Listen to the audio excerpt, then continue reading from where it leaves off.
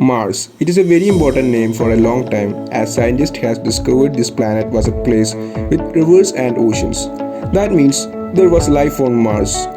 Now Mars is a barren planet with ice on poles and very thin or no atmosphere. Many countries and space agencies are investing a lot of money to study, explore and to colonize the planet Mars.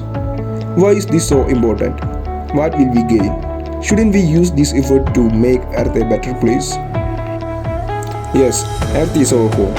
It has been our home for a long time, and all this time we thrived on our planet by exploiting most of its resources by changing its atmosphere to a war state, imbalancing the entire nature of the planet, triggering severe climate changes and polluting entire Earth's atmosphere full of harmful gases. This results in global warming and sea level rising. So we have made Earth an unstable place by our own shameful deeds. We cannot just invest a lot of effort into reversing all what we have done on our planet. That time has passed. What we can only do is to slow the decaying state of our planet, or we can find another planet to live. Mars is the fourth planet in our solar system, which has a lot of carbon dioxide and its gravity is capable for humans.